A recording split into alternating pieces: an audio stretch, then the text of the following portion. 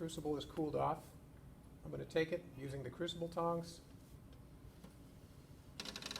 and I'm going to mask the crucible, the empty crucible,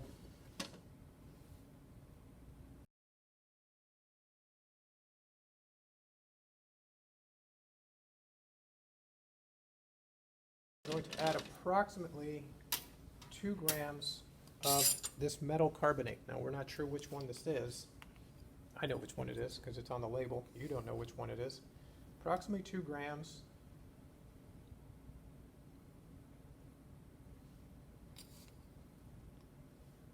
of metal carbonate.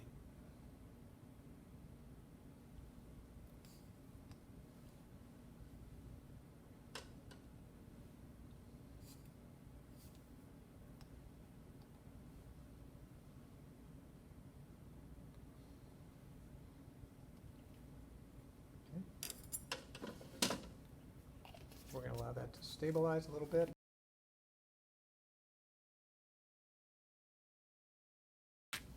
We're going to take this and heat it up to try to get all the water out of this carbonate, so we're just measuring the mass of the dry carbonate.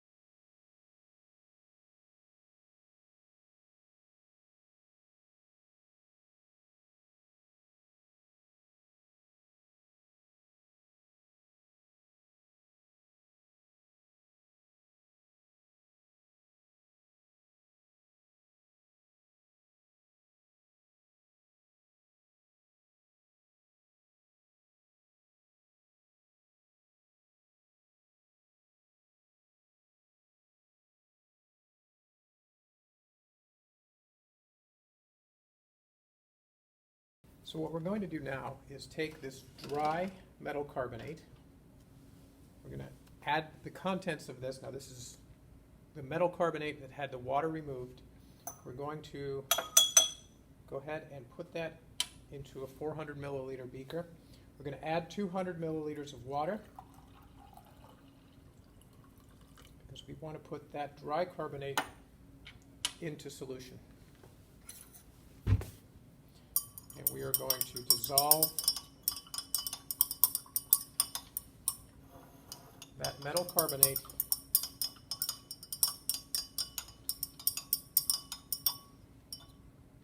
it's very soluble, dissolves pretty quickly. So now we have the metal carbonate dissolved in water in solution, and we're going to add an aqueous solution of calcium chloride, 0.2 molar. Now, remember what we said about precipitates. We're going to have one of the products we expect to precipitate out.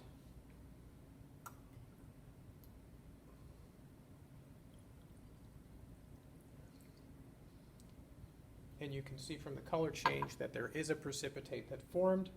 We're going to let this settle for a while, let some of that precipitate settle to the bottom, and then we're going to filter it out. So if you look at the balanced equation for the metal carbonate plus the calcium chloride, you can see what the expected product is.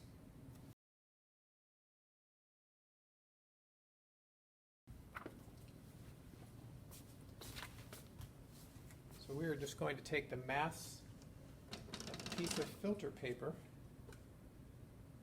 because this is what we're going to use to filter that precipitate out of the solution. It's going to get wet and then we're going to dry it, but we need to know the initial mass of this filter paper so we can subtract it from the dried filter paper with the precipitate.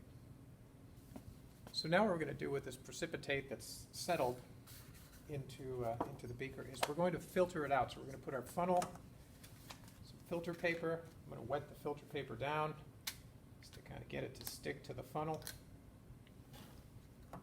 And we are going to slowly decant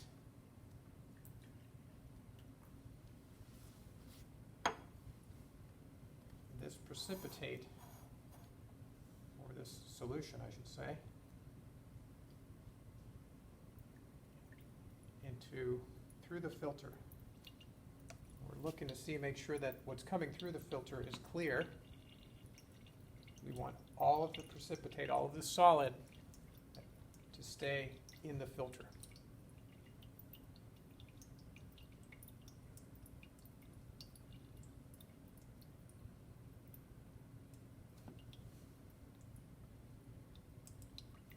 We're going to slowly filter that through.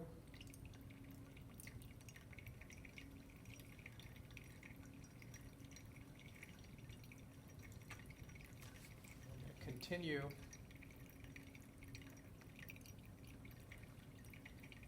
slowly let that filter through.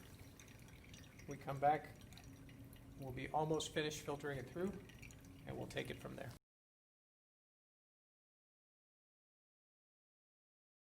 So now we've gotten pretty much to the bottom of this beaker. I'm just going to go ahead and swirl this. There's a lot of precipitate at the bottom, and pour it in. Again, the idea here is to catch as much of that precipitate in the filter as we can. So swirl, pour,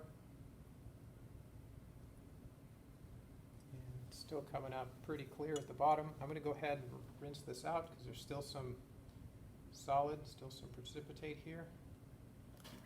Swirl, because this is going to be our starting point for the stoichiometry that we have to do, is the mass of the solid in this filter after we dry it, of course. And that's going to take some time.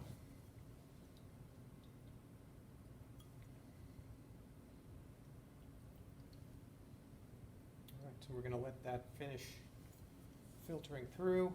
We're going to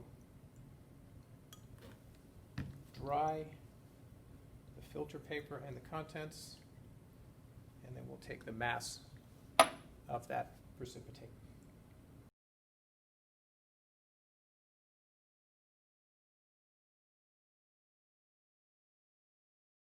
So for our final step, we're going to go ahead and get the mass of the dried filter paper with the dried precipitate.